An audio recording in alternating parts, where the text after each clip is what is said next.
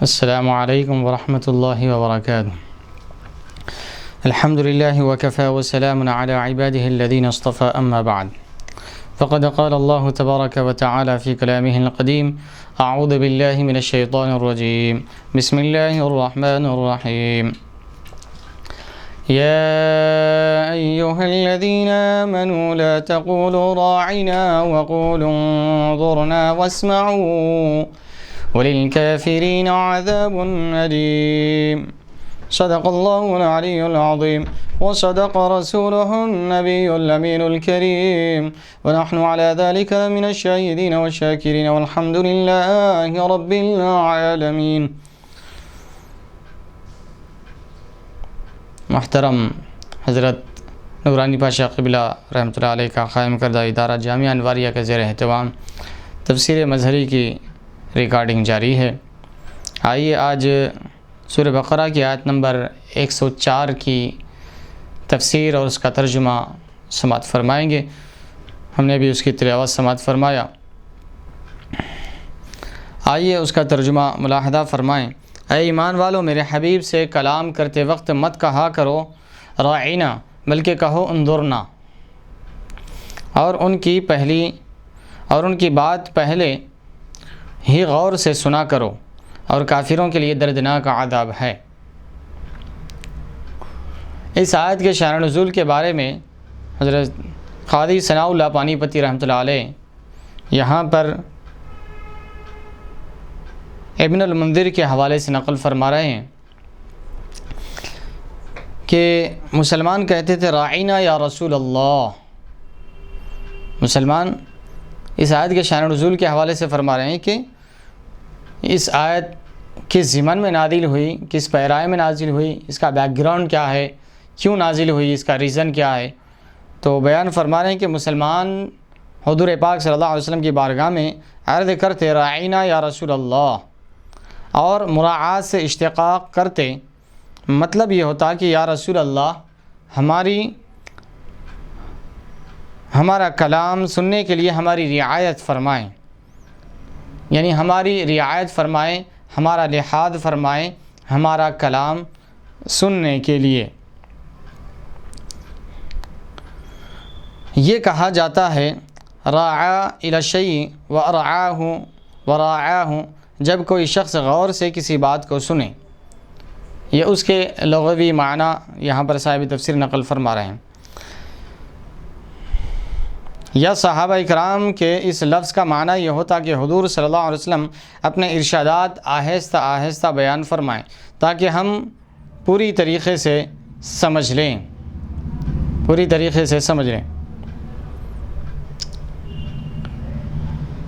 الرعی کا معنی کسی مصلحت کے لیے اس کی حفاظت کرنا، یہ اس کے معنی تھے، یعنی ہمارا لحاظ فرمائیں، ہماری رعایت کا خیال رکھیں، تاکہ یہاں پر دو معنی بیان فرما رہے ہیں کہ مراعات سے ہمارے لیے کچھ مراعات فرمائیں، رعایت رکھیں ہمارے لیے، یعنی ہمارا کلام سننے میں کچھ رعایت رکھیں یا رسول اللہ، یا ہماری بات سنیں۔ اور ایک دوسرا معنی یہ بھی بیان کیا جا رہا ہے کہ یا رسول اللہ آپ ذرا آہستہ آہستہ فرمائیں تاکہ ہمیں سمجھنے میں آسانی ہو، ہم اچھی طریقے سے آپ کیا فرما رہے ہیں سن لیں اور سمجھ سکیں۔ یہ معنی تھے۔ الرعی کے معنی کسی کی مصلحت کے لیے اس کی حفاظت کرنا، یہ معنی بھی آتے ہیں اس کے، یعنی کسی کی مصلحت کے لیے اس کی حفاظت کرنا، رعی کے معنی یہ بھی آتے ہیں۔ مگر یہود اپنی زبان میں اس لفظ کا معنی یہ نہیں لیتے تھے، بلکہ وہ اپنے زبان میں نعوذ باللہ گالی کے معنی میں استعمال کیا کرتے تھے، اور ان کا مقصد حضور پاک صلی اللہ علیہ وسلم کی شان میں بے ادبی اور گستاخی کرنا مقصود ہوتا تھا۔ لفظ تو وہی ہے، لیکن وہ معنی وہ اپنی زبان کے معنی لے کر نعوذ باللہ حضور پاک صلی اللہ علیہ وسلم کو مخاطب کرتے، اور وہ آپس میں ہنستے تھے، نعوذ باللہ استہزاء کیا کرتے تھے، آپس میں مذاق اڑایا کرتے تھے۔ تو صاحب تفسیر فرما رہے ہیں مگر یہ معنی تو یہاں پر لفظ کے اعتبار سے ذکر کیا گیا ہے، مگر یہود کی زبان میں یہ قبیح گالی کے لیے استعمال ہوتا تھا۔ یہ جو لفظ ہے یہودیوں کی زبان میں بہت بری گالی کے لیے استعمال ہوتا تھا۔ بعد نے لکھا ہے کہ ان کی لغت میں اس کا معنی یہ ہے کہ سنو تم کبھی نہ سنو، یعنی سنو کہ تم کبھی نہ سنو، یہ معنی مراد لیا جاتا تھا۔ مطلب یہ ہے کہ تم کبھی نہ سنو، یعنی تم اس دنیا سے چلے جاؤ، نعوذ باللہ من ذالک، استغفر اللہ، یا تم بہرے ہو جاؤ، نعوذ باللہ من ذالک، استغفر اللہ، یا تم بالکل ختم ہو جاؤ، یہ معنی مراد لیا جاتا یہود کی لغت میں۔ بعد فرماتے ہیں کہ اس کا معنی یا احمق، اللہ اکبر، اور رعونت سے مشتق کرتے ہیں۔ بعد فرماتے ہیں رعینہ کا معنی یا احمق، اللہ اکبر، اللہ کی پناہ۔ یہود اس سے مراد یہ لیتے تھے یا احمق، اور رعونت سے مشتق اس کو مانتے تھے۔ یہود نے صحابہ کرام سے یہ کلمہ سنا تو انہوں نے موقع کو غنیمت سمجھتے ہوئے گالی کی نیت سے حضور پاک صلی اللہ علیہ وسلم کو اسی کلمے سے خطاب کرنا شروع کر دیا۔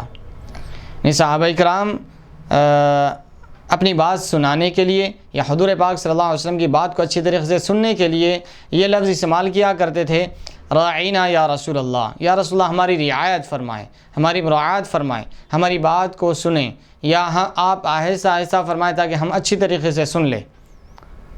تو یہ مطلب کے لیے صحابہ کرام استعمال کرتے تھے، لیکن جب یہود نے دیکھا کہ صحابہ کرام یہ لفظ استعمال کر رہے ہیں تو وہ بھی یہ لفظ استعمال کرنے لگے، لیکن معنی وہ نہیں لینے لگے جو صحابہ کرام لیتے تھے، بلکہ وہ معنی اپنی لغت میں، اپنی زبان میں لینے لگے، کہ جس میں ان کی زبان میں اس لفظ کے معنی نعوذ باللہ یا احمق یا سنو تم نہ سنو، یعنی تم بہرے ہو جاؤ، یا تم دنیا سے چلے جاؤ، تم ختم ہو جاؤ، یہ اس طریقے سے یہ معنی لے کر وہ حضور پاک صلی اللہ علیہ وسلم سے خطاب کیا کرتے تھے۔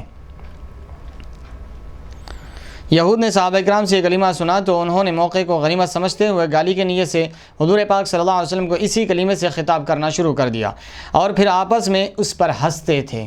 اللہ اکبر، حضور پاک صلی اللہ علیہ وسلم کو اس کلمے سے خطاب کرتے اور آپس میں یہود ہنستے تھے، نعوذ باللہ من ذالک، استغفر اللہ۔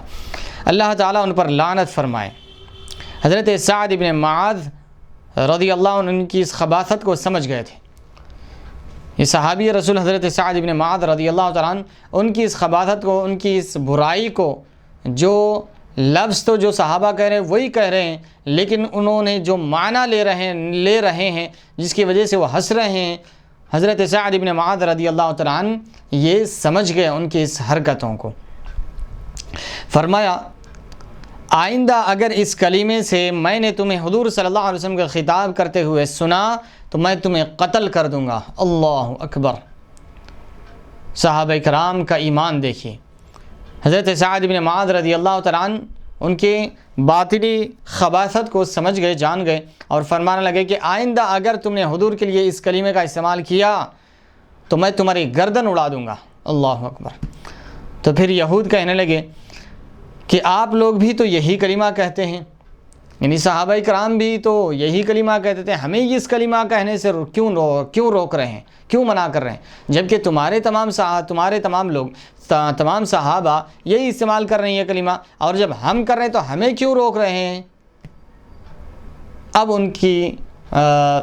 ان کے پاس اب جواب بن نہیں پڑا، کیونکہ جو ان کے اندر باطنی خباثت تھی، باطنی برائی تھی جو یہود کے اندر، منافقین کے اندر، جو ان کا مقصد کچھ اور ہوتا، الفاظ کچھ اور ہوتے۔ الفاظ تو مسلمانوں کے جیسے استعمال کرتے تھے، لیکن معنی اپنی عداوت، اپنے بغض، اپنی خباثت کے لیا کرتے تھے۔ تو جب وہ صحابی نے انہیں منع کیا تو وہ کہنے لگے کہ تم بھی تو یہی الفاظ استعمال کرتے ہو حضور پاک صلی اللہ علیہ وسلم کے لیے۔ تو رب ذوالجلال نے ان کی تائید کے لیے وہ صحابی کی جنہوں نے اس یہودی کو کہا تھا کہ تم نے اگر آئندہ یہ کلمہ حضور کے لیے کہا تو تمہاری گردن اڑا دوں گا، ان کی تائید کے لیے رب ذوالجلال نے یہ آیت کریمہ، ان کی تصدیق کے لیے رب ذوالجلال نے یہ آیت کریمہ نازل فرمائیں۔ ارشاد فرمایا یا ایہا الذین آمنوا لا تقولوا راعنا وقولوا انظرنا واسمعوا وَلِلْكَافِرِينَ عَذَابٌ أَلِيمٌ۔ اے ایمان والو، لا تقولوا راعنا، تم راعنا مت کہو میرے حبیب پاک صلی اللہ علیہ وسلم کو، وقولوا انظرنا، بلکہ تم کہو انظرنا یا رسول اللہ ہمارے طرف نظر کرم فرمائیے، نظر عنایت فرمائیے، واسمعوا، اور پہلے ہی تم غور سے سن لو کہ حضور کو پھر دوبارہ کہنے کی نوبت ہی آنے نہ پڑے، تم غور سے سن لو۔ وَلِلْكَافِرِينَ عَذَابٌ أَلِيمٌ، اور کافروں کے لیے دردناک عذاب اللہ تعالیٰ نے تیار کر رکھا ہے، کافروں کے لیے دردناک عذاب ہے۔ تو اس آیت کریمہ میں بہت سارے مسائل یہاں پر اور عقائد یہاں پر نکل آ رہے ہیں۔ اب آئیے تفسیر میں ملاحظہ فرمائیں گے۔ اے ایمان والو، میرے حبیب سے کلام کرتے وقت مت کہا کرو راعنا، بلکہ کہو انظرنا، یعنی نظر کرم فرمائیے، نظر عنایت فرمائیے، اور ان کی بات پہلے سے ہی غور سے سن لو، یعنی حضور کو بار بار یا 2 مرتبہ 3 مرتبہ بولنے کی نوبت نہ آنے پڑے، بلکہ تم پہلی مرتبہ جب حضور پاک صلی اللہ علیہ وسلم کلام فرما رہے ہیں تو اپنے پورے کان دھر کر پوری توجہ کے ساتھ سن لیا کرو، کہ حضور کو پھر بار بار پوچھو مت یا رسول اللہ آپ نے کیا فرمایا، حضور کو دوبارہ بولنے کے لیے مت کہا کرو، اور کافروں کے لیے دردناک عذاب ہے۔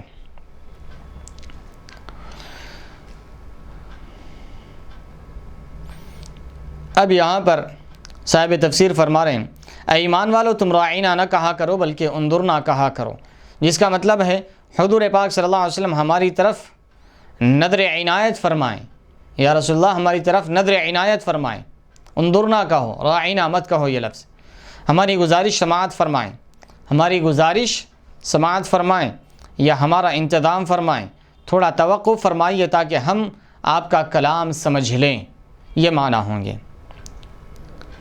جن احکام کا تمہیں حکم دیا جائے انہیں غور سے سنو اور اطاعت کیا کرو، یا یہ معنی ہے کہ تم پہلے ہی ہمتن گوش ہو کر، یعنی پوری توجہ کے ساتھ کان لگا کر سنا کرو، تاکہ تمہیں رعایت طلب کرنے کی ضرورت ہی نہ پڑے۔ کافرین سے مراد یہود ہے، جنہوں نے رسول اللہ صلی اللہ علیہ وسلم کو بری نیت سے راعنا کہا تھا۔ اللہ تعالیٰ یہود پر لعنت فرمائے۔ یہاں علیم بمعنی مولم ہے، دردناک عذاب۔ مسلمان تو یہاں پر اور بہت سارے مسائل اور اعتقادات اس آیت کریمہ سے نکلتے ہیں۔ ایک تو یہ کہ رب ذوالجلال نے اس لفظ کو استعمال کرنے سے منع فرما دیا جس کے دوہرے معنی پیدا ہوتے ہیں۔ اپنے حبیب صلی اللہ علیہ وسلم کے دفاع کے لیے رب ذوالجلال نے آیت نازل فرمائی، اور ایسے لفظ کے استعمال سے بھی منع فرما دیا جو ذو معنی رکھتا ہے، جو 2 معنی رکھتا ہے، ایک اچھے معنی اور ایک برا معنی۔ گرچہ کہ اے مومنو، اے ایمان والو، تم اچھا مطلب، اچھا معنی، اچھا مقصد، اچھے مقصد سے راعنا کہہ رہے ہو، لیکن دوسرے لوگ اسی لفظ کو استعمال کر کے برا معنی، غلط معنی، برے مقصد سے استعمال کر رہے ہیں۔ اے مومنو، تم اس لفظ کے استعمال سے ہی رک جاؤ، تاکہ وہ بری نیت سے، برے مقصد سے، برے ارادے سے اس لفظ کو استعمال نہ کر سکے۔ تو رب ذوالجلال نے مسلمانوں کو اپنے حبیب پاک صلی اللہ علیہ وسلم کی عزت، آپ کا احترام، آپ کی تعظیم و تکریم کے لیے یہاں تک بیان فرما دیا کہ اگر کوئی ذو معنی لفظ بھی ہے جس کے ایک اچھے معنی اور ایک برے معنی آتے ہیں، تو اس لفظ کو میرے حبیب کی شان کے لائق نہیں سمجھا کہ اس لفظ کو میرے حبیب کے لیے استعمال کیا جائے، کہ جس کے اچھے اور غلط، اچھے اور برے 2 معنی آتے ہو۔ جب اور یہ اشتباہ پیدا ہو جائے اور جب یہ چیز آ جائے کہ لوگ کچھ اچھے معنی لے رہے ہیں، کچھ برے معنی لے رہے ہیں، تو پھر اس لفظ سے بھی رب ذوالجلال نے منع فرما دیا ہے۔ تو حضور پاک صلی اللہ علیہ وسلم کا دفاع کرنا یہ اہل ایمان پر فرض ہے، جیسا کہ صحابی حضرت سعد بن معاذ رضی اللہ تعالیٰ عنہ جب اپنی خداداد فراست سے اور صلاحیت سے، استعداد سے، حضرت سعد بن معاذ رضی اللہ تعالیٰ عنہ نے ان کی بری نیت کو بھانپ لیا تھا تو ڈٹ گئے اور ان کو دھمکی دے دی اور فرمایا کہ آئندہ اگر حضور کے لیے یہ لفظ اگر استعمال کرتا ہوا میں دیکھوں گا یا سنوں گا تو پھر تمہاری گردن اڑا دوں گا۔ تو اہل ایمان کے لیے بھی یہی حکم ہے کہ اگر کوئی حضور پاک صلی اللہ علیہ وسلم کی شان میں بے ادبی، گستاخی کے الفاظ کہتا ہے تو اس کا بھی جذب ایمان یہی ہونا چاہیے، تب کہیں جا کر وہ ایمان کامل والا ہو سکتا ہے۔ اور یاد رکھیں کہ اب یہ وقت، یہ پیریڈ، ہم ایسے دور میں زندگی گزار رہے ہیں، اللہ کی پناہ، اللہ اکبر، کہ بار بار دشمنان اسلام نے حضور پاک صلی اللہ علیہ وسلم کی شان میں بے ادبی کر رہے ہیں اور نعوذ باللہ من ذالک حضور پاک صلی اللہ علیہ وسلم کے خاکے بنا کر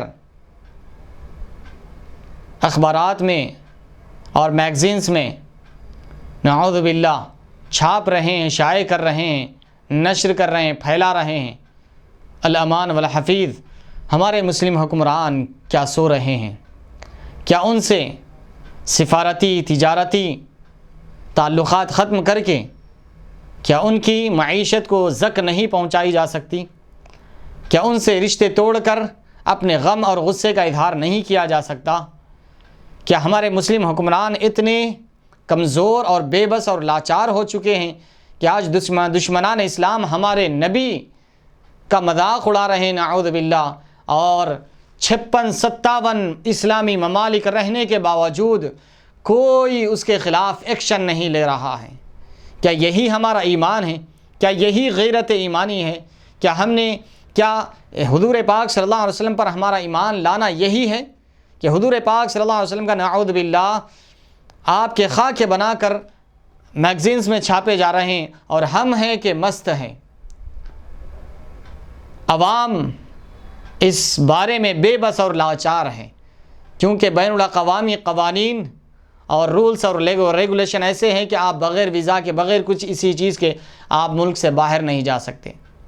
اگر عوام آزاد ہوتی تو کبھی کے دشمنان اسلام جو حضور پاک صلی اللہ علیہ وسلم کی شان میں بے ادبی کر رہے ہیں ان کا سر قلم کر دیا ہوتا، لیکن یہ بین الممالک قوانین کی وجہ سے ان کا احترام کیا جا رہا ہے۔ لیکن اس کا مطلب یہ نہیں کہ آپ کسی مذہب کے عظیم ذات اور ہستی پیغمبر پر کیچڑ اچھالے اور مسلمان اس کو دیکھتے رہے۔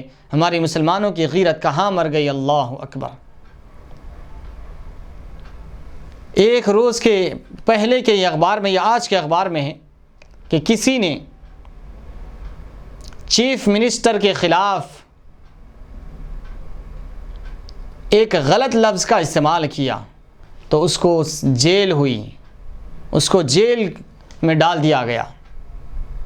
اللہ اکبر۔ یہ دنیاوی معاملات میں دنیا کے لیڈروں کے ساتھ ہر ایک کا ایک اصول ہے، ادب ہے، ہر ایک کا احترام ہے، ہر ایک کا ریسپیکٹ ہے، ہر ایک کے مقام کا پاس و لحاظ رکھنا ہے۔ لیکن دشمنان اسلام نے مسلمانوں کو وقتاً فوقتاً ٹھیس پہنچانا، تکلیف دینا، ان کے پیغمبر صلی اللہ علیہ وسلم کے تعلق سے وقتاً فوقتاً دشمنی کا اظہار کرنا، یہ ان کا شیوا بن چکا ہے، ان کی عادت ہو چکی ہے، اور مسلمان بھی اس کے عادی ہو جا رہے ہیں، سنتے سنتے عادی ہو جا رہے ہیں، دیکھتے دیکھتے عادی ہو جا رہے ہیں۔ اب ان میں وہ جذبہ ایمانی، وہ خون کھولنا، وہ مسلمانوں کا وہ جذبہ پہلے جیسا نہیں رہا۔ اللہ ہماری حفاظت فرمائے، اور دشمنان اسلام جو حضور پاک صلی اللہ علیہ وسلم کے حوالے سے بار بار بے ادبیاں اور گستاخیاں کر رہے ہیں، اے بار الہ ان کو نیست و نابود فرما دے، ان کو دنیا اور آخرت میں تباہ و برباد فرما دے، اور دنیا اور آخرت میں ان پر لعنت برسا۔ اے بار الہ سارے تیری لعنت برسا، سارے فرشتوں کی لعنت ہو ان پر، سارے پیغمبروں کی، سارے انسانوں کی لعنت ہو، اور قیامت تک ان پر لعنت ہو۔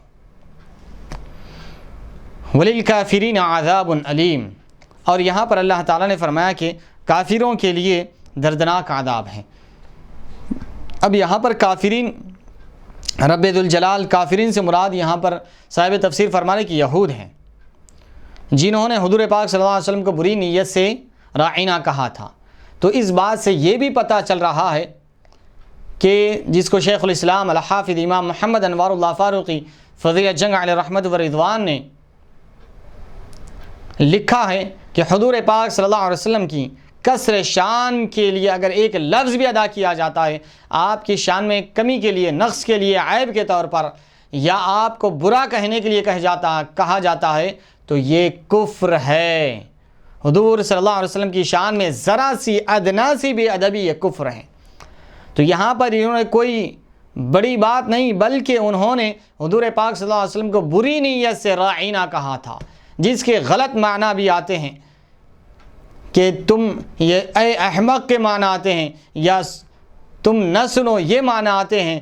الغرض جو غلط معنی بری نیت سے لیے گئے تھے، گرچہ کے لفظ کے اور دوسرے بھی معنی آتے ہیں، لیکن انہوں نے لفظ کا استعمال کیا اور اس میں معنی و مقصد دوسرا لیا، تو رب ذوالجلال ان کو کافر فرما رہا ہے۔ تو حضور پاک صلی اللہ علیہ وسلم کی شان میں ذرا سی بے ادبی کے مقصد سے اگر ایک لفظ بھی غلط استعمال کر لیا، یا لفظ صحیح استعمال کیا لیکن معنی غلط لے لیا، تو بھی کفر ہے، وہ دائرہ اسلام سے خارج ہو جاتا ہے۔ اللہ اکبر، اللہ کی پناہ۔ اب اس کے بعد آگے کی آیت کریمہ کے حوالے سے صاحب تفسیر شان نزول بیان فرما رہے ہیں کہ مسلمان اپنے یہود حلیفوں سے کہتے تھے کہ تم محمد صلی اللہ علیہ وسلم پر صدق دل سے ایمان لے آؤ، تو وہ کہتے تم ہمیں جس دین کی طرف بلاتے ہو وہ ہمارے دین سے اگر بہتر ہوتا تو ہم ضرور اسے پسند کرتے۔ تو اللہ تعالیٰ نے ان کا رد فرماتے ہوئے یہ آیت کریمہ نازل فرمائی۔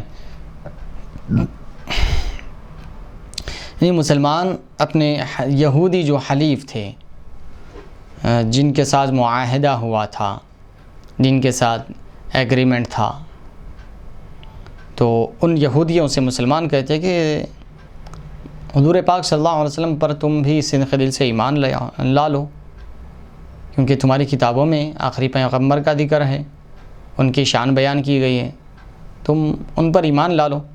تو یہود کہتے کہ تم جس دین کی طرف بلا رہے ہو اگر وہ ہمارے دین سے اچھا ہوتا تو ہم پہلے ایمان لا لیتے، لیکن وہ ہمارے دین سے بہتر نہیں ہے، ہم ضرور اس کو پسند کرتے اگر ہمارے دین سے بہتر ہوتا۔ تو ان کا مقصد یہ ہوتا کہ ہمارا دین بہتر ہے، وہ بہتر نہیں ہے، نعوذ باللہ، استغفر اللہ۔ تو رب ذوالجلال نے آیت کریمہ نازل فرمائیں، ما يود الذين كفروا من أهل الكتاب ولا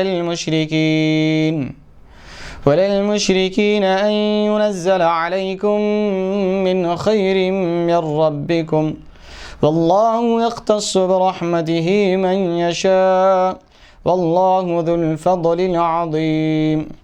نہیں پسند کرتے وہ لوگ جو کافر ہیں اہل کتاب سے اور نہ مشرک کہ اتاری جائے تم پر کچھ بھلائی تمہارے رب کی طرف سے، اور اللہ خاص فرما لیتا ہے اپنی رحمت کے ساتھ جسے چاہتا ہے، اور اللہ تعالیٰ بہت بڑا فضل فرمانے والا ہے۔ یہ آیت کریمہ اللہ تبارک و تعالیٰ نے نازل فرمائی، جس میں رب ذوالجلال فرمائے ما یود الذین کفروا من اہل الکتاب والمشرکین۔ جب انہوں نے مسلمانوں نے اپنے یہودی حلیفوں سے کہا کہ تم بھی ایمان لا لو نبی آخر الزماں پر، حضور پاک صلی اللہ علیہ وسلم پر، محمد صلی اللہ علیہ وسلم پر صدق دل سے، تو وہ کہتے کہ اگر وہ دین جو تمہاری طرف، جو محمد صلی اللہ علیہ وسلم کی طرف بھیجا گیا، جو محمد صلی اللہ علیہ وسلم لے کر آئے، اگر وہ بہتر ہوتا تو ہم پہلے ہی اس کو پسند کر لیتے تھے۔ تو مطلب یہ ہوتا کہ یہ بہتر نہیں ہے، نعوذ باللہ، ان کے لحاظ سے، جبکہ اللہ کی بارگاہ میں تو دین ہی ایک واحد مذہب ہے جو اللہ کی بارگاہ میں پسندیدہ اور محبوب اور بہتر ہے، جیسے کہ اللہ کا ارشاد ہے ان الدین عند اللہ الاسلام، بے شک اللہ تبارک و تعالیٰ کے پاس دین اسلام ہی ہے، باقی ادیان باطل ہے۔ حضور پاک صلی اللہ علیہ وسلم کی آمد کے بعد۔ تو رب ذوالجلال فرما رہے ہیں ما یود الذین کفروا من اہل الکتاب ولا المشرکین، اہل کتاب میں کہ کافر اور مشرکین یہ نہیں چاہتے، یہ پسند نہیں کرتے۔ کیا پسند نہیں کرتے؟ ان ینزل علیکم من خیر من ربکم، کہ تم پر تمہارے رب کی طرف سے کوئی بھلائی نازل کی جائے، یعنی وحی نازل کی جائے۔ یہ نہ یہودی پسند کرتے ہیں نہ مشرکین پسند کرتے ہیں کہ تمہارے رب کی طرف سے تم پر وحی نازل کی جائے، بھلائی نازل کی جائے۔ یہ کبھی بھی نہ یہود پسند کرتے ہیں نہ مشرکین اس بات کو پسند کرتے ہیں۔ واللہ یختص برحمتہ من یشاء، یہود تو یہ چاہتے تھے کہ نبوت بھی نبی آخری زمان بھی وہ انہی میں سے آئے، اولاد اسحاق میں سے ہی آئے۔ وہ یہ چاہتے تھے کہ وحی کا سلسلہ انہی کے خاندان میں سے، انہی کی نسل میں چلتا رہے۔ لیکن جب رب ذوالجلال نے اولاد اسماعیل میں منتقل فرما دیا تو یہ حسد کے مارے، عناد کے مارے ایمان لانے سے رک گئے۔ تو رب ذوالجلال فرمائے کہ وہ یہ نہیں چاہتے کہ آپ کی طرف وحی نازل کی جائے اللہ تعالیٰ کی طرف سے، وہ تو یہ چاہتے ہیں کہ ہمارے ہی یہود میں سے ہی کوئی اور پیغمبر ہو، نبی آخر زمان ہو، کیونکہ یہ رب کا فیصلہ ہے، یہ تمہارے اختیار کی بات نہیں ہے۔ اور مشرکین بھی نہیں چاہتے کہ اللہ کی طرف سے تم پر کوئی کلام یا وحی نازل ہو، خیر بھلائی نازل ہو۔ واللہ یختص برحمتہ من یشاء، تو رب ذوالجلال ان کا رد فرما رہا ہے، یہ تمہاری چاہت کے مطابق خیر اور بھلائی اور وحی کا نزول نہیں ہوتا، بلکہ رب ذوالجلال جسے چاہتا ہے اپنی رحمت کے ساتھ خاص فرما لیتا ہے۔ اپنی رحمت، اپنی وحی جس کے ساتھ چاہتا ہے خاص فرما دیتا ہے، جس کو چاہتا ہے نبوت اور رسالت کے لیے چن لیتا ہے۔ یہ تمہاری چاہت کے مطابق نہیں ہوگا۔ تم چاہتی ہو کہ نبی آخر زمان اولاد اسحاق میں سے آئے تو تمہاری چاہت نہیں چلے گی، رب ذوالجلال کا اختیار چلے گا، وہ جسے چاہتا ہے پیغمبر بناتا ہے۔ واللہ ذو الفضل العظیم، اللہ تبارک و تعالی بڑے فضل والا ہے۔ اب تفسیر ملاحظہ فرمائیں، ودع یودو کا مطلب کسی چیز کی تمنا کے ساتھ اس سے محبت کرنا ہے، اس لیے محبت اور تمنا ہر ایک معنی کے لیے استعمال ہوتا ہے۔ من بیانیہ ہے اور لا زائدہ ہے، اہل کتاب پر اس کا عطف ہے، یعنی من خیر من ربکم۔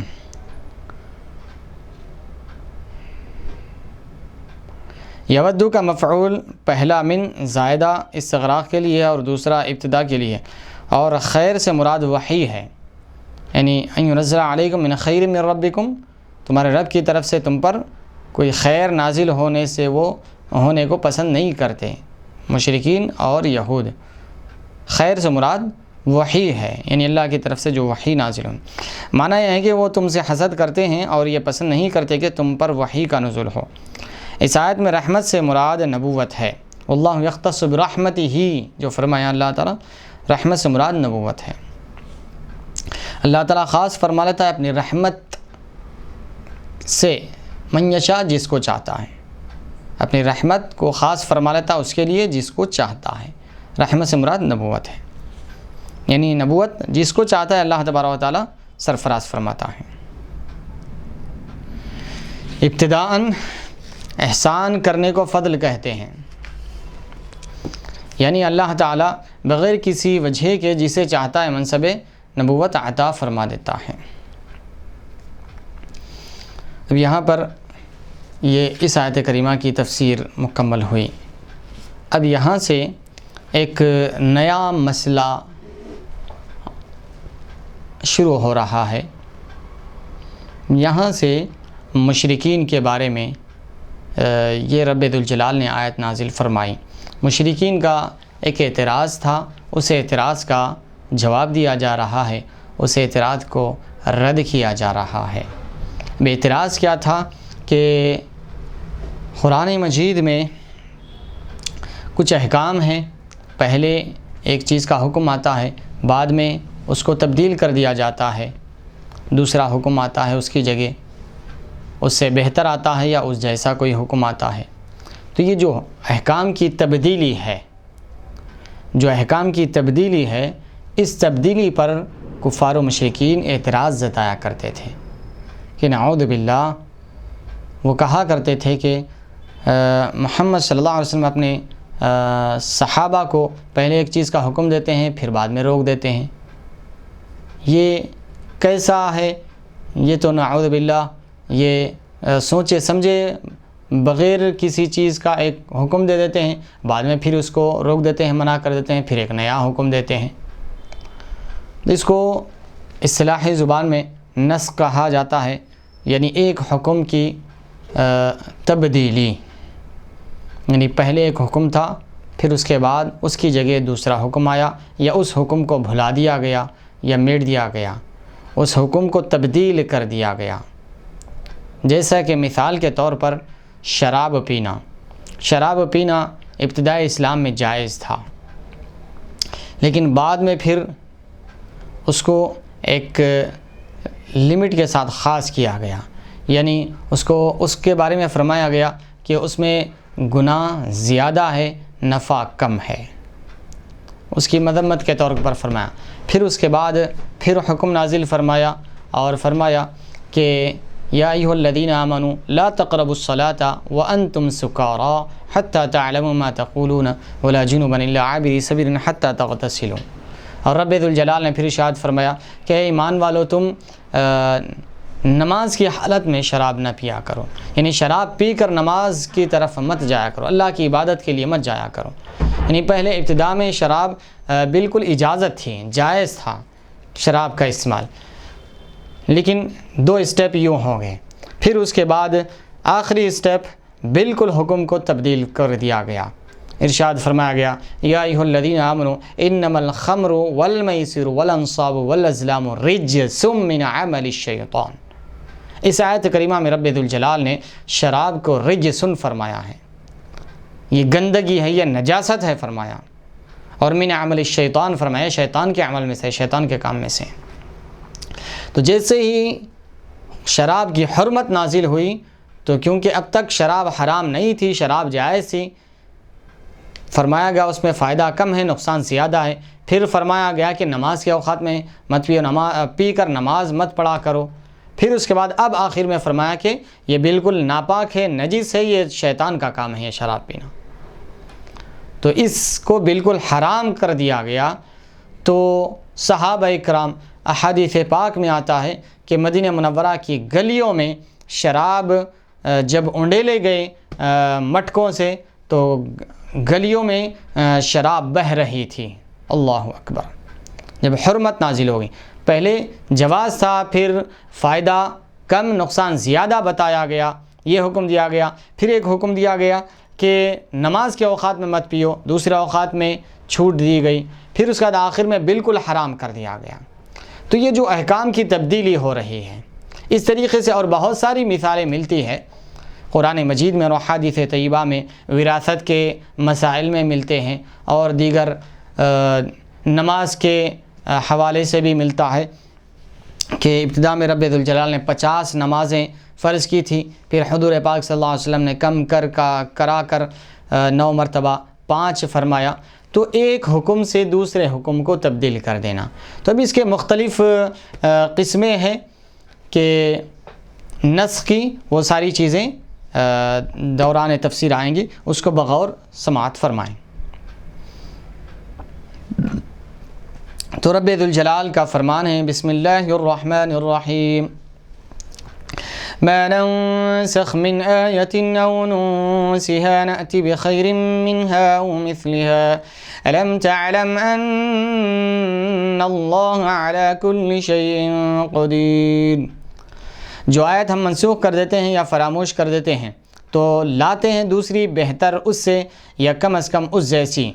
کیا تمہیں علم نہیں کہ اللہ تعالیٰ سب کچھ کر سکتا ہے؟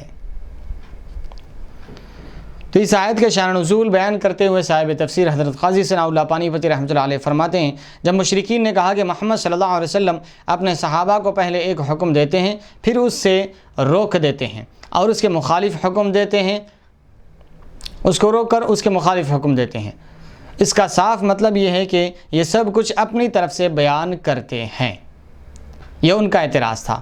یعنی پہلے ایک حکم دیتے ہیں پھر اس سے منع کر دیتے ہیں، تو اس کا مطلب یہ ہوتا ہے کہ یہ اپنی طرف سے بیان کر رہے ہیں، اللہ کی طرف سے نازل کردہ کلام نہیں ہے، یہ ان کا کہنا تھا۔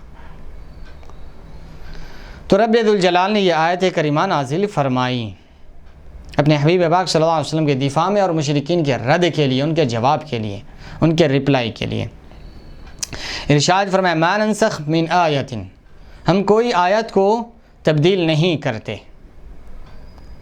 او ننسیہا، یا اس کو نہیں بھلاتے، نأتی بخیر منہا او مثلہا، مگر ہم لاتے ہیں اس سے بہتر۔ کسی آیت کو تبدیل کر دیتے ہیں یا بھلا دیتے ہیں تو ہم اس سے بہتر آیت لاتے ہیں، او مثلہا، یا اس جیسی لاتے ہیں، اس جیسی یا اس سے بہتر آیت لاتے ہیں، اس جیسا یا اس سے بہتر حکم لاتے ہیں۔ کوئی حکم کو اگر منسوخ کیا جا رہا ہے تو اس جیسا کوئی اور حکم لاتے ہیں یا اس سے بہتر حکم لاتے ہیں جو مخلوق کے لیے فائدہ مند ہو، سود مند ہو، ان کی مصلحتوں کے لحاظ سے، ان کے مزاجوں کے لحاظ سے، ان کے احوال کے لحاظ سے، ان کی کیفیات کے لحاظ سے ان کے لیے بہتر جو ہو، یا ان کے اجر و ثواب کے اعتبار سے، یا ان میں سہل اور آسانی کے لیے جو بہتر ہو وہ حکم لاتے ہیں۔ وہ یا تو اس جیسا ہوتا ہے یا اس سے بہتر ہوتا ہے۔ تو رب ذوالجلال نے ان کا رد فرمایا کہ ہم کوئی آیت نہیں بھلاتے ہیں، ہم کوئی آیت، جو کچھ آیت ہم منسوخ کرتے ہیں یا بھلا دیتے ہیں تو ہم لاتے ہیں اس سے بہتر یا اس جیسی۔ الم تعلم ان اللہ علی کل شیء قدیر، کیا تم نہیں جانتے کہ اللہ تبارک و تعالی ہر شے پر قادر ہے۔ یہ من آیتن جو ہے یہ من بیانیہ ہے، یعنی ہم منسوخ کرتے ہیں من بیانیہ، کیا منسوخ کرتے ہیں؟ آیتن، کوئی آیت، او ننسیہا، یا اس کو بھلا دیتے ہیں اس آیت کو، نأتی بخیر منہا، ہم اس سے بہتر لاتے ہیں، او مثلہا، یا اس جیسی۔ نسخ کے دو معانی ہیں، ایک ہے نقل کرنا، دوسرا ہے تبدیل کرنا۔ نسخ کے معنی بیان فرما رہے ہیں صاحب تفسیر حضرت قاضی ثناء اللہ پانی پتی رحمۃ اللہ علیہ۔ نسخ کے دو معنی ہیں، ایک نقل کرنا یعنی کاپی رائٹ کرنا، ایک چیز یہاں پر ہے، ایک دوسری آپ کاپی میں اتار رہے ہیں، کتاب میں ہے کتاب میں سے کاپی میں لکھ لے رہے ہیں، کتاب میں ہے آپ کمپیوٹر پر اتار رہے ہیں، تو یہ کیا ہے؟ نقل کر رہے ہیں، یہاں سے وہاں کاپی کر رہے ہیں۔ ایک ہے نقل کرنا، ایک معنی نسخ کے، اور کسی چیز کا تبدیل کرنا اور پھیر دینا، ایک اور ایک معنی اس کے تبدیل کرنے کے بھی آتے ہیں نسخ کے۔ اسی سے نسخ الکتاب ہے، یعنی کتاب کو نقل کرنا۔ نمبر 2، یعنی جن نسخ کے دو معنی بیان ذکر کر رہے تھے کہ اٹھا دینا اور زائل کرنا، یہ دوسرے معنی ہیں۔ نسخ کے دوسرے معنی یہ بیان کر رہے ہیں صاحب تفسیر کہ اٹھا دینا یعنی ایک حکم تھا اس کو اٹھا دیا، زائل کرنا یعنی ایک حکم تھا اس کو ختم کر دیا۔ کہا جاتا ہے نسخت الشمس الظل، سورج نے سائے کو زائل کر دیا،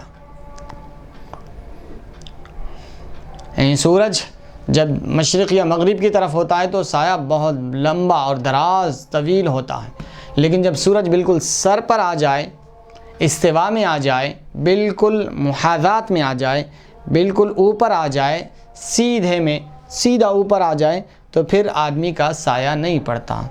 تو فرما رہے ہیں نسخت الشمس الظل، یعنی سورج نے سائے کو زائل کر دیا، یعنی گھٹا دیا، ختم کر دیا۔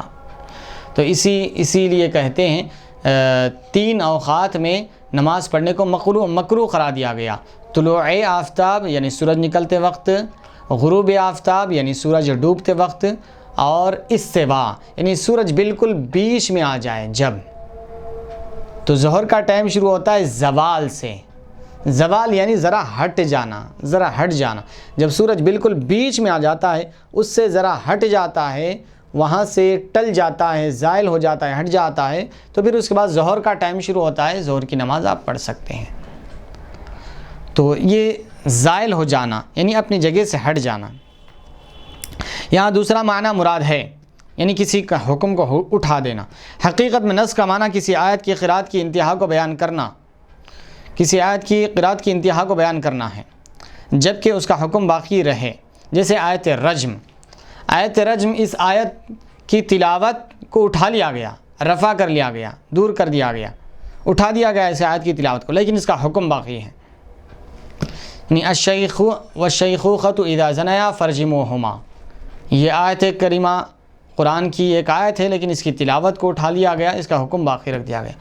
یعنی بوڑھا مرد اور بوڑھی عورت اگر یہ بدکاری کرے تو ان دونوں کو بھی رجم کرو۔ بلکہ ایک معنی بیان کر رہے ہیں نسخ، یعنی اس کی قرات کو اٹھا دیا گیا، اس قرات کی انتہا کو بیان کر دیا، جیسے آیت رجم، یا اس آیت کے حکم کی انتہا بیان کرنا جبکہ اس کی قرات باقی رہے، جیسے قریبی رشتہ داروں کی وصیت کی آیت کہ ایک وصیت ان ترک خیرا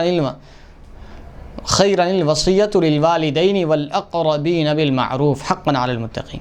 یہاں پر وصیت کے بارے میں فرمایا گیا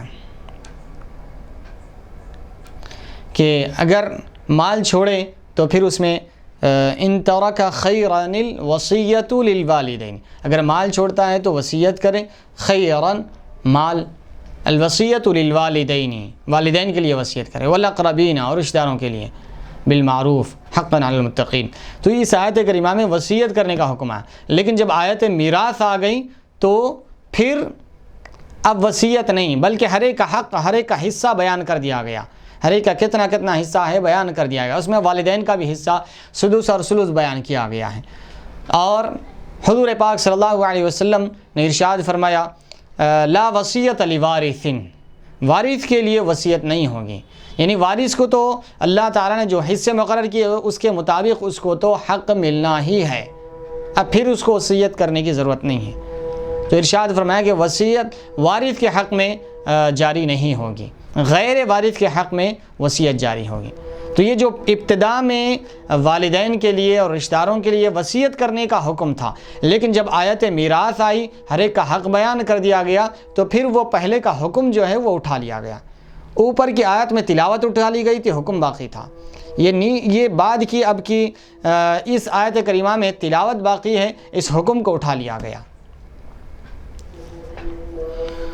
اور وہ عورت جس کا خاوند فوت ہو چکا ہو اس کی عدت 1 سال بیان کرنے والی آیت، یعنی ایک عورت جس کا شوہر انتقال ہو جائے اس کی عدت 1 سال بیان کی گئی تھی، لیکن پھر اس کا حکم اٹھا لیا گیا۔ وہ آیت لائی گئی جس میں والذین یتوفون منکم ویذرون یتربصن بانفسہن 4 اشہر و10 فرمایا کہ وہ خواتین جن کے شوہر کا انتقال ہو جائے وہ 4 مہینے 10 دن انتظار کریں جب تک وہ دوسرا نکاح نہ کریں۔ تو یہ آیت ناسخ ہے، وہ 1 سال کی مدت والی آیت منسوخ ہے، یعنی اس کا حکم اٹھا لیا گیا۔ یا قرات اور حکم دونوں کی انتہا بیان کرنا، اب تک یہ آیتیں ایسی تھیں، کچھ آیتوں کی تلاوت اٹھا لی گئی تو ان کا حکم باقی تھا، کچھ آیتوں کا ایسا تھا کہ ان کا حکم اٹھا لیا گیا، تلاوت باقی ہے۔ اب اور ایک نسخ یہاں پر صاحب تفسیر بیان فرما رہے ہیں، یا قرات اور حکم دونوں کی انتہا کو بیان کرنا، یعنی قرات بھی اٹھا لی گئی اور ان کا حکم بھی اٹھا لیا گیا۔ جیسے کہا جاتا ہے کہ سورہ احزاب میں سورہ بقرہ کی طرح طویل تھی، مگر اس کے اکثر حصے کی تلاوت اور اس کا حکم اٹھا لیا گیا۔ تو صاحب تفسیر فرما رہے ہیں کہ سورہ احزاب یعنی 21 اور 22ویں پارے میں تقریباً یہ آدھے پارے کا سورہ ہے، تو اس بارے میں فرمانے کہ یہ سورت بھی سورہ بقرہ کی طرح طویل تھی، بہت بڑی سورت تھی، لیکن اس سورہ کے اکثر حصے کو اٹھا لیا گیا، اس کے احکامات بھی اٹھا لیے گئے، اس کی تلاوت کو بھی اٹھا لیا گیا۔ پھر بعض منسوخ احکام ایسے ہوتے ہیں جن کے قائم مقام دوسرے احکام عطا کیے جاتے ہیں، جیسے قریبی رشتہ داروں کے لیے وصیت کی آیت منسوخ ہوئی تو آیت میراث اس کی ناسخ آ گئی، اور ایک زاویہ بتا رہے ہیں صاحب تفسیر کہ کچھ مقامات، کچھ آیتیں ایسے، کچھ احکام ایسے وہ منسوخ ہوتے ہیں، لیکن اس کی جگہ دوسرا حکم بھیجا جاتا ہے. جیسے وصیت، ان ترک خیرا الوصیۃ للوالدین، جو والدین اور رشتہ داروں کے حق میں وصیت کرنے والی آیت تھی، اس کو منسوخ کر دیا گیا، اس کا حکم اٹھا لیا گیا، تو اس کی جگہ دوسری آیت میراث لائی گئی.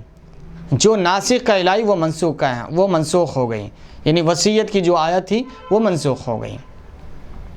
تو وہ وصیت، والدین اور رشتہ داروں کے حق میں جو وصیت کرنے والی آیت تھی، اس کا حکم بدل کر اس کی جگہ دوسری آیت کو لایا گیا، جس میں ہر ایک کا حق بیان کیا گیا.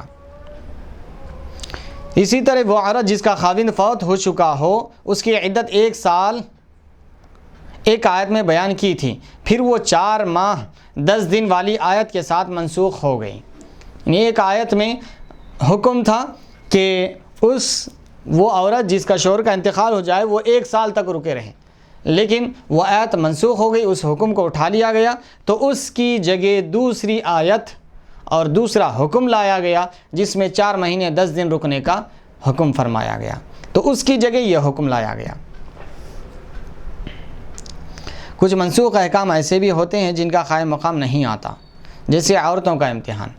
تو صاحب تفسیر اور ایک بیان فرما رہے ہیں کہ کچھ منسوخ آیتیں ایسی ہوتی ہیں جن کا کوئی قائم مقام نہیں آتا، تو کچھ کا حکم اٹھا لیا جاتا ہے، تلاوت باقی رہتی ہے، کچھ کی تلاوت اٹھا لی جاتی ہے، حکم باقی رہتا ہے، کسی کا دونوں چیزیں، حکم اور تلاوت دونوں اٹھا لی جاتی ہیں.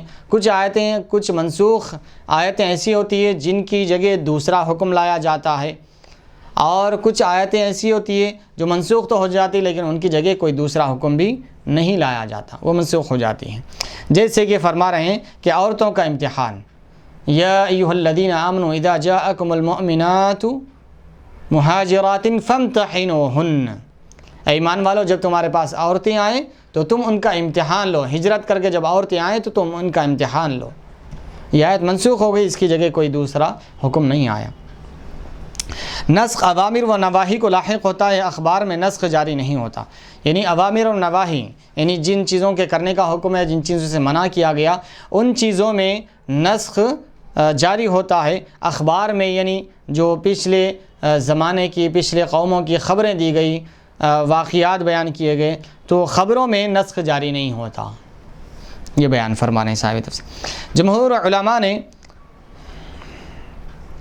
ننسخ کو نون اور سین کے فتحہ کے ساتھ پڑھا ہے، یعنی ما ننسخ، نون پر بھی زبر، سین پر بھی زبر، یعنی ننسخ، نسخ بمعنی رفع سے مشتق کیا ہے، مگر ابن عامر نے نون کے ضمہ اور سین کے کسرہ سے باب افعال سے انساخ سے مشتق کیا ہے، یعنی ما ننسخ پڑھا ہے انہوں نے، ابن عامر نے. یعنی ہم تجھے یا جبرائیل کو ان کے منسوخ کرنے کا حکم دیتے ہیں. یا وجدان کے خاصے کا اعتبار کرتے ہوئے مطلب یہ ہوگا کہ ہم انہیں منسوخ پاتے ہیں.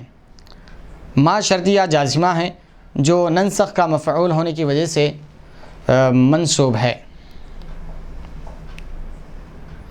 اور اس کے بعد ایک قرات بیان فرما رہے ہیں، یہاں سے اس کی تلاوت کے پڑھنے کا اور ایک طریقہ ذکر کیا گیا، اس کو بیان فرما رہے ہیں حضرت قاضی ثناء اللہ پانی پتی رحمۃ اللہ علیہ.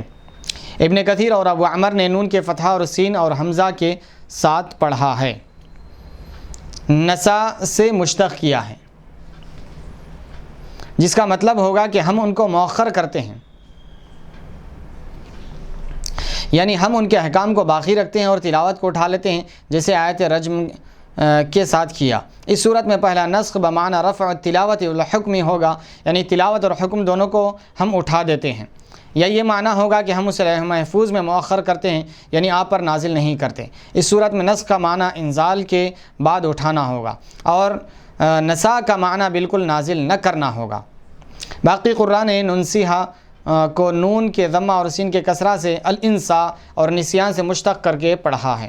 نسیان کا معنی حفظ کی ضد، یعنی بھلا دینا کسی چیز کو.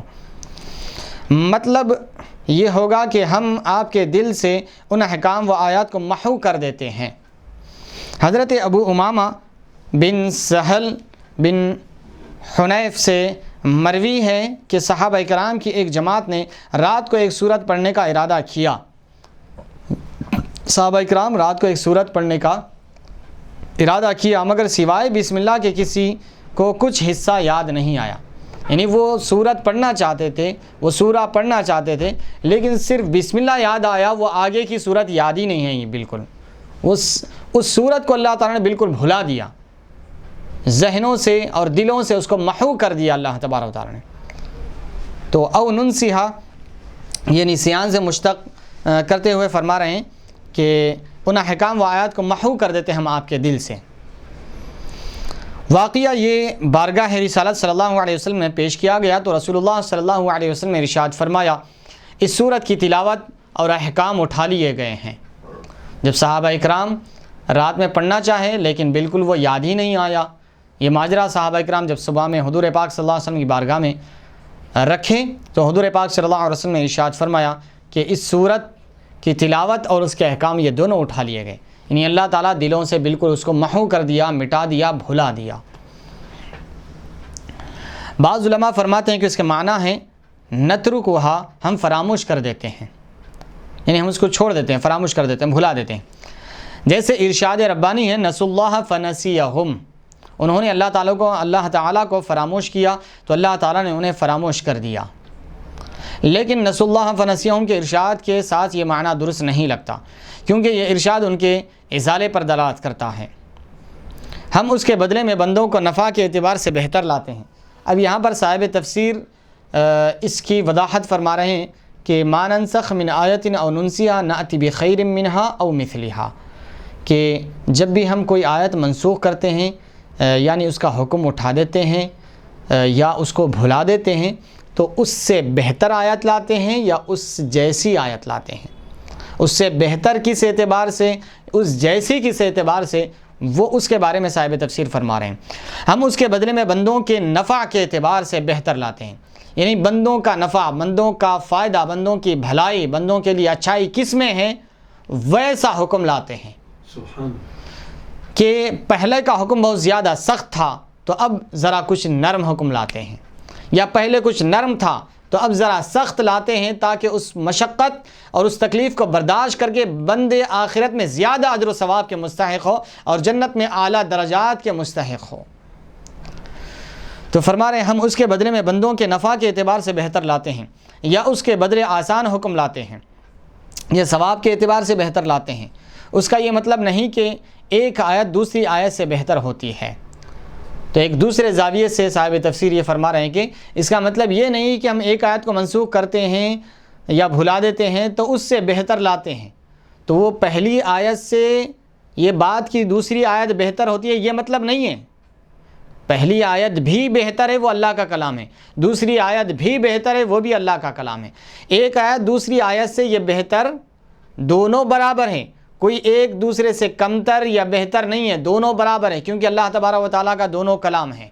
یہ آیتوں میں بہتری، برتری، کمتری کا سوال نہیں ہے، بلکہ اس کے حکم کے بارے میں ہے جو بندوں سے نفع و نقصان سے تعلق رکھتا ہے۔ تو فرمانے اس کا مطلب یہ نہیں کہ ایک آیت دوسری آیت سے بہتر ہوتی ہے، کیونکہ تمام کا تمام اللہ تعالیٰ کا کلام ہے اور سارے کا سارا بہتر ہے، یعنی پورا کا پورا کلام اللہ تعالیٰ کا بہتر ہے۔ کوئی کلام کمتر یا کوئی کلام بہتر ایسا ہرگز نہیں ہے، بلکہ اللہ کا پورا کلام خیر خیر خیر خیر ہے، بہتر سارے کلاموں سے بہترین کلام ہے اللہ تعالیٰ کا۔ الم تعلم ان اللہ علی کل شیء قدیر، تو رب ذوالجلال ارشاد فرما رہا ہے کیا تم نہیں جانتے کہ اللہ تعالیٰ ہر چیز پر قادر ہے۔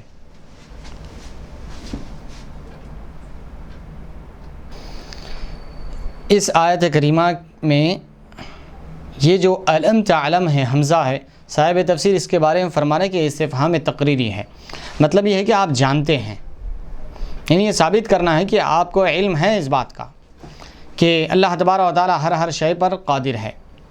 بعض علماء نے اس آیت کریمہ سے یہ استنباط کیا ہے کہ بغیر بدل کے یا بدل کا حکم مشکل ہو یا سنت کے ساتھ کتاب کا نسخ ہو، یہ سب جائز نہیں ہے۔ استنباط کیا؟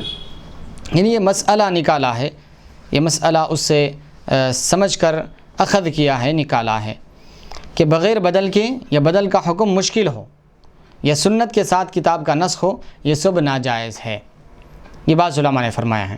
لیکن صاحب تفسیر اس کا جواب دے رہے ہیں، مگر ان کا جواب یہ دیا گیا ہے کہ کسی منسوخ کا بدل نہ ہونا بھی خیر ہوتا ہے، یعنی کسی منسوخ کا بدل نہیں ہونا یہ بھی خیر ہے۔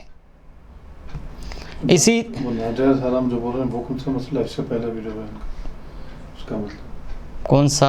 ابھی اس سے پہلے جو مسئلہ بیان فرمایا، یعنی بغیر بدل کے، مطلب یہ ہے کہ جیسے کہ اوپر سے ذکر چل رہا ہے ناسخ اور منسوخ کا، یعنی کوئی حکم کو تبدیل کرتے ہیں تو اس کی جگہ دوسرا حکم لاتے ہیں، اس جیسا حکم لاتے ہیں یا اس سے بہتر حکم لاتے ہیں۔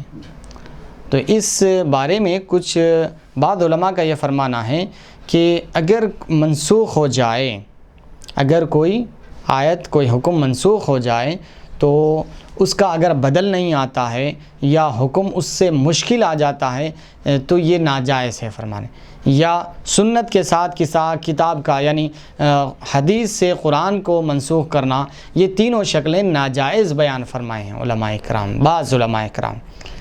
یعنی اگر ایک حکم تھا اس کو بدل دیا، اس کا بالکل بدل ہی نہیں آیا، اس کا بدل ذکر نہیں کیا گیا، اس کی جگہ کوئی دوسرا حکم نہیں آیا، یا بدل آیا مگر پہلے حکم سے زیادہ سخت مشکل تھا، کیونکہ رب ذوالجلال نے فرمایا کہ اس سے بہتر یا اس جیسا فرمایا، تو یہ زیادہ مشکل ہو جا رہا، لہذا یہ جائز نہیں ہے۔ پھر تیسری چیز جو علماء فرمایا کہ سنت سے کتاب کا نسخ، یہ بھی جائز نہیں ہے فرمایا، یعنی حدیث سے قرآن کا نسخ جائز نہیں ہے، یہ بھی فرمایا۔ تو یہ تین صورتیں بعض علماء فرماتے ہیں کہ جائز نہیں ہیں۔ تو صاحب تفسیر اس کا جواب دے رہے ہیں کہ مگر ان کا جواب یہ دیا گیا ہے کہ کسی منسوخ کا بدل نہ ہونا یہ بھی خیر ہوتا ہے، یعنی کسی چیز کا حکم نہیں لایا گیا تو یہ بھی امت کے لیے یہ بہتر ہے۔ جیسے کہ عورتوں کا امتحان، اگر ہر ایک کا امتحان لے لیتے بیٹھا جائے تو پھر ممکن ہے کہ ایمان سے پھر جائے، ایمان سے روگردانی اختیار کر لے، تو اس کو حکم کو منسوخ کر دیا گیا ہے۔ الغرض یہ علماء کرام نے یہ جواب دیا ہے کہ کوئی حکم کو اگر منسوخ کر دیا جاتا ہے، اس کا بدل نہیں لایا گیا ہے، تو یہ بھی امت کے لیے، یہ بھی انسانیت کے لیے خیر ہے، بہتر ہے، بھلائی ہے اس میں۔ اسی طرح مشکل بدل ثواب کے اعتبار سے بہتر ہوتا ہے، تو دوسرے اس کا جواب دے رہے ہیں صاحب تفسیر کہ بدل تو آیا لیکن پہلے سے زیادہ مشکل آیا حکم، تو صاحب تفسیر فرما رہے ہیں کہ تو اگر پہلے سے زیادہ سخت حکم آیا ہے، مشکل حکم آیا ہے، تو یہ مشکل تو ہوگا لیکن ثواب کے اعتبار سے زیادہ بہتر ہوگا۔ یہ پہلے کے حکم میں نرمی تھی لیکن ثواب میں کمی تھی، اب اس میں ذرا سختی ہے تو اللہ کی بارگاہ میں اس کا ثواب اجر بہت زیادہ ہوتا ہے، تو ثواب اور اجر کے اعتبار سے یہ بہتر ہو جاتا ہے۔ اب رہا حدیث سے کتاب کا نسخ، تو یہ احناف کے پاس جائز ہے۔ صاحب تفسیر اس کی دلیل کے طور پر استدلال فرما رہے ہیں، حدیث نبوی میں بھی اللہ تعالیٰ کی طرف سے ہے، کیونکہ اس نے اپنے محبوب کو اس کی تعلیم دی ہے، اس لیے حدیث سے قرآن کا نسخ بھی ہو سکتا ہے، یعنی حدیث سے قرآن کا نسخ بھی جائز ہے، کیونکہ حدیث یہ حضور پاک صلی اللہ علیہ وسلم کا ذاتی کلام نہیں ہے، بلکہ ان هو الا وحی یوحا فرمایا رب ذوالجلال نے۔ حضور پاک صلی اللہ علیہ وسلم جو کچھ بیان کرتے ہیں وہ اللہ تعالیٰ کی طرف سے وحی ہوتی ہے، جو اللہ تعالیٰ آپ کی طرف بھیجتا ہے، تو آپ اپنی ذات کی طرف سے، اپنے نفس کی طرف سے، اپنے خواہش سے کوئی چیز نہیں فرماتے، بلکہ اللہ کے حکم سے، اللہ کے اذن سے، اللہ کی اجازت سے، اللہ کے الہام کیے ہوئے کلام سے آپ کلام فرمایا کرتے تھے۔ تو سنت سے بھی قرآن کا نسخ یہ جائز ہے۔ ان تینوں اعتراضات کا صاحب تفسیر نے جواب دے دیا اچھے انداز سے۔ پھر اس کے بعد اللہ تعالیٰ نے ارشاد فرمایا، أَلَمْ تَعْلَمْ أَنَّ اللَّهَ لَهُ مُلْكُ السَّمَاوَاتِ وَالْأَرْضِ وَمَا لَكُم مِّن دون اللہ من ولی ولا نصیر۔ کیا تم نہیں جانتے کہ اللہ ہی کے لیے بادشاہی آسمانوں اور زمین کی، اور تمہارا اللہ کے سوا کوئی یار و مددگار نہیں۔ تو رب ذوالجلال پھر فرما رہا ہے الم تعلم، کیا تم نہیں جانتے کہ ان اللہ لہ ملک السماوات والارض، کہ اللہ ہی کے لیے آسمانوں اور زمین کی بادشاہت، آسمان اور زمین کی بادشاہت اسی کے لیے ہے۔ کیا اس کے اختیار میں نہیں ہے، کیا اس کے بس میں نہیں ہے کہ ایک آیت کو منسوخ کر کے، ایک حکم کو منسوخ کر کے دوسرا حکم لائے اور دوسرا حکم اس جیسا یا اس سے بہتر لائے؟ کیا اس کے اختیار میں نہیں ہے، کیا اس کے بس میں نہیں ہے؟ کس بات پر تمہیں اعتراض ہے؟ وہ ہر چیز پر قادر ہے، ساری آسمانوں اور زمینوں کی بادشاہت اس کی ہے، تو پھر تمہیں کس بات پر اعتراض ہونے لگا ہے؟ وَمَا لَكُم مِّن دُونِ اللَّهِ مِن وَلِيٍّ وَلَا نَصِيرٍ، اور تمہارے لیے اللہ کے علاوہ کوئی یار و مددگار نہیں ہے۔ تم اللہ کو چھوڑ کر کدھر جاؤ گے؟ اللہ کے علاوہ تمہارا کوئی یار و مددگار نہیں ہے۔ تفسیر ملاحظہ فرمائیں زمین و آسمان کی بادشاہی اسی کے پاس ہے، جو چاہتا ہے کرتا ہے، جو ارادہ فرماتا ہے اسی کے مطابق حکم کرتا ہے۔ یہ جملہ ان اللہ علی کل شیء قدیر کی دلیل کی طرح ہے، یعنی اللہ تعالیٰ نے ارشاد فرمایا کیا تمہیں اس بات کا پتہ نہیں کہ اللہ تعالیٰ ہر چیز پر قادر ہے، ہر چیز پر قادر ہے، نسخ منسوخ کرنے پر بھی قادر ہے، بھلانے پر بھی قادر ہے، کچھ احکام کو اٹھا لینے پر بھی قادر ہے، کچھ نئے احکام لانے پر بھی قادر ہے، کچھ آیتوں کو، کچھ صورتوں کو، کچھ احکامات کو دلوں سے، ذہنوں سے، دماغوں سے محو کر دینے، بھلانے پر بھی قادر ہے۔ کیا تم کو نہیں پتہ اس بات کا؟ کیا تمہیں اس بات کا علم نہیں ہے کہ اللہ تبارک و تعالیٰ ہر چیز پر قادر ہے؟ تو رب ذوالجلال اس اپنی قدرت کی دلیل کے طور پر ارشاد فرما رہا ہے۔ صاحب تفسیر فرماتے ہیں کہ یہ بات کی آیت اللہ تعالیٰ کی قدرت پر دلیل ہے۔ کس بات پر دلیل ہے؟ کہ زمین و آسمان کی ساری بادشاہی اس کی ہے، سارے آسمانوں اور زمین کا بادشاہ ہے، تو پھر اسے کون ہے روکنے والا؟ کون ہے اسے روکنے والا؟ کون ہے اسے کہنے والا؟ وہ تو ساری کائنات کا، زمین و آسمانوں کا بادشاہ ہے، خالق ہے، مالک ہے، حاکم ہے، رازق ہے، بادشاہ ہے۔ اب اسے کون ہے کہنے والا؟ اسے کون روکنے والا ہے؟ وہ تو ساری کائنات پر حق رکھتا ہے، جو چاہتا ہے کرے۔ واللہ یحکم لا معقب لحکمہ، اللہ تبارک و تعالیٰ کوئی فیصلہ فرماتا ہے تو اس کے فیصلے کو کوئی الٹنے والا نہیں ہے۔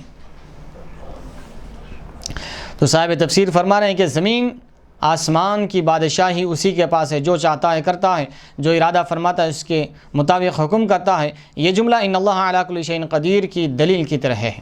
دوسرا یہ نسخ جواز کی بھی دلیل ہے، اسی وجہ سے درمیان میں حرف عطف ذکر نہیں فرمایا۔ ولی کا معنی قریب ہے، وما لکم من دون اللہ من ولی ولا نصیر۔ ولی کے معنی بیان فرما رہے ہیں صاحب تفسیر، ولی کے معنی قریب ہے۔ ولی کبھی مدد کرنے سے قاصر ہوتا ہے، اور نصیر کبھی منصور سے اجنبی ہوتا ہے۔ ولی اور نصیر کے درمیان عموم خصوص من وجہ کی نسبت ہے۔ واللہ اعلم بالصواب۔ یہاں پر ان آیت بینات کی تفسیر مکمل ہوئی۔